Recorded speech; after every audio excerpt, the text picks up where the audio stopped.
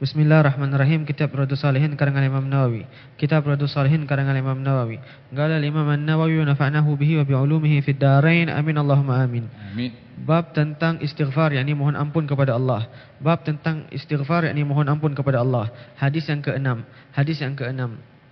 وبه إليه قال حدثنا عن ابن مسعود رضي الله عنه قال قال رسول الله صلى الله عليه وسلم من قال استغفر الله الذي لا إله إلا هو الحي القيوم وأتوب إليه غفرت ذنوبه وإن كان قد فر من الزحف. رواه أبو داود والترمذي والحاكم وقال حديث صحيح على شرط البخاري ومسلم. Dari Ibn Mas'ud radhiyallahu anhu berkata, Rasulullah sallallahu alaihi wasallam bersabda, barang sesiapa yang membaca astaghfirullahalladzi la ilaha illa huwal hayyul qayyum wa atubu ilaih, yang maksudnya saya mohon ampun kepada Allah, zat yang tidak ada Tuhan kecuali Dia, yang hidup lagi terus menerus mengurus makhluknya, dan saya bertaubat kepadanya, maka diampunilah dosa-dosanya walaupun ia telah lari atau meninggalkan perang. Riwayat Abu Daud, Tirmizi dan Al-Hakim. Ini berbicara berkenaan dengan keutamaan istighfar dengan macam-macam sirah, yakni ada pelbagai ayat yang disebut oleh Nabi yang kontennya itu istighfar. Sebelum ini cara Nabi beristighfar, Rabbighfirli wa tub alayya innaka antat tawwabur rahim. Itu istighfar. Yang ini astaghfirullahalladzi la ilaha illa huwal hayyul qayyum wa atubu ilaih. Itu pun juga istighfar. Jadi kontennya istighfar, tapi walaupun sirahnya atau sebutannya itu berbeza satu dengan yang lain. Dengan yang mana saja kita ingin beristighfar, maka ia amat digalakkan, lebih-lebih lagi kalau ianya adalah ada sandarannya, baik itu dalam Al-Quran atau di dalam hadis. Gerak. وبه إليه قال حدثنا عن شداد بن أوس رضي الله عنه عن النبي صلى الله عليه وآله وسلم قال سيد الاستغفار أن يقول العبد اللهم أنت ربي لا إله إلا أنت خلقتني وأنا عبدك وأنا على عهدك ووعدك ما استطعت أعوذ بك من شر ما صنعت أبوء لك بنعمتك علي وأبوء بذنبي فاغفر لي فإنه لا يغفر الذنوب إلا أنت من قالها من النهار موقنا بها فمات من يومه قبل أن يمسي فهو من أهل الجنة ومن قالها من الليل وهو موقن بها فمات قبل أن يصبح فهو من أهل الجنة. رواه البخاري.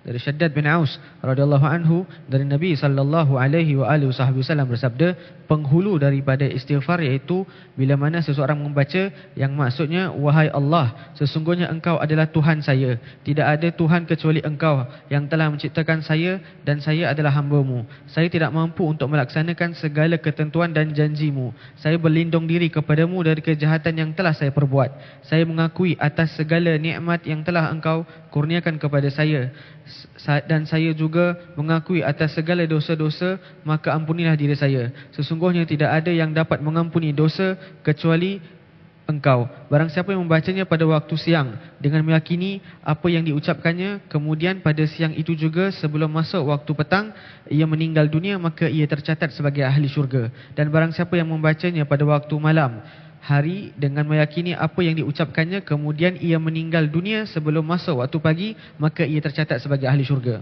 Ini Sayyidul Istighfar yang digalakkan dibaca satu hari 2 kali. Digalakkan dibaca satu hari 2 kali. Dibaca di waktu pagi atau siang. Kalau meninggal sebelum malam, maka dijamin masuk syurga. Yang baca di waktu malam, kalau meninggal sebelum terbit matahari, maka dia akan dimasukkan ke dalam syurga dengan istighfar ini. Oleh sebab itu dikatakan Sayyidul Istighfar, penghulu kepada istighfar.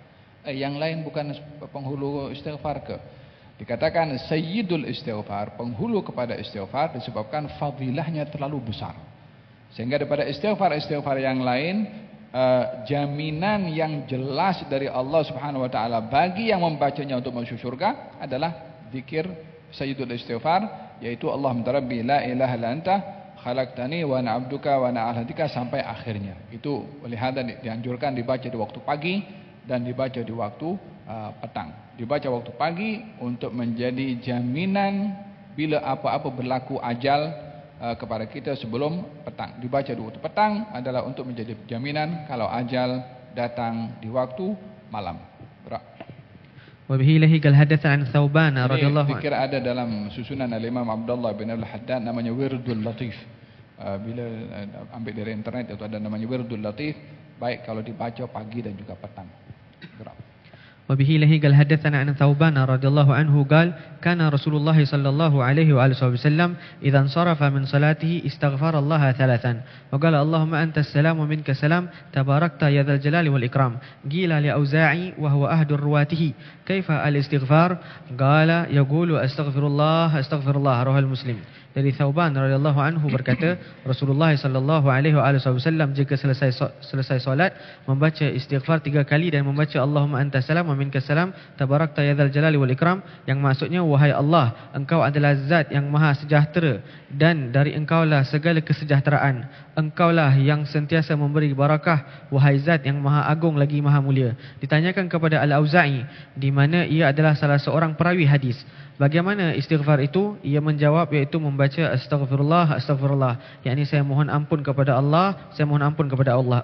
Riwayat Hadis Muslim. ini memberikan kepada kita beberapa faedah. Yang pertama, baginda Rasulullah selepas sembahyang berzikir, bukan terus salat sunnah.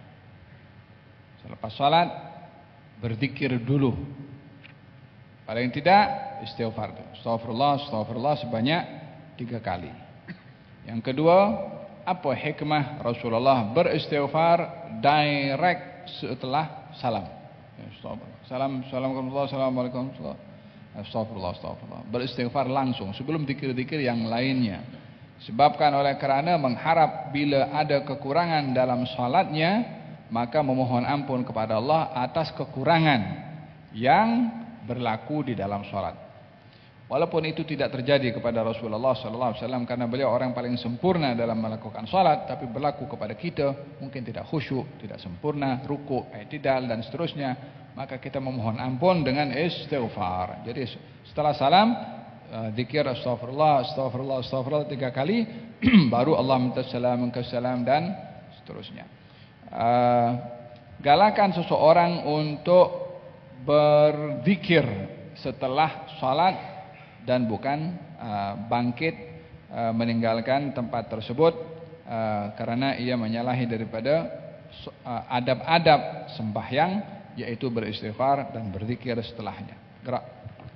وبه له قال حدثنا عن عائشة رضي الله عنها قالت كان رسول الله صلى الله عليه وآله وسلم يكثر أن يقول قبل موته سبحان الله وبحمده أستغفر الله وأتوب إليه متفق عليه. Dari Aisyah radhiyallahu anha berkata, sebelum Rasulullah sallallahu alaihi wasallam meninggal dunia, beliau sentiasa membaca subhanallah wa bihamdihi astaghfirullah wa atubu ilaih, yang maksudnya maha suci Allah dan dengan memuji kepadanya saya mohon ampun kepada Allah dan bertaubat kepadanya. Riwayat Bukhari dan Muslim. Ini bahagian daripada tawassul dengan zikir untuk mendapatkan husnul khatimah. Tawassul dengan zikir untuk mendapatkan husnul khatimah. Yani sebelum wafatnya Rasulullah sallallahu alaihi wasallam, beliau sentiasa berzikir subhanallah wa bihamdihi astaghfirullah wa atubu ilaih. Astaghfirullah bihamdihi, subhanallah bihamdihi, memuji kepada Allah Subhanahu wa taala, dan pujian kepada Allah Subhanahu wa taala mempunyai arti mengagungkan Allah dan menghinakan diri. Tidaklah Allah itu diagungkan oleh seseorang melainkan Allah Subhanahu wa taala akan merahmati, dan tidaklah orang merasa hina di hadapan Allah kecuali dia akan dimuliakan oleh Allah. Maka orang yang sedang dalam keadaan naza' atau sakit, yang khawatir sakit itu adalah merupakan penghujung daripada hidupnya, adalah memperbanyak dengan zikir ini, mengagungkan Allah, mensucikan Allah untuk dia mendapatkan rahmat, menghina diri dengan mengagungkan Allah untuk dia dimuliakan oleh Allah, dan beristighfar untuk mendapatkan ampun, sehingga istighfarnya menjadi penghapus segala dosa. Bila ia meninggal dunia, maka ia termasuk daripada orang yang bersih daripada dosa. Gerak.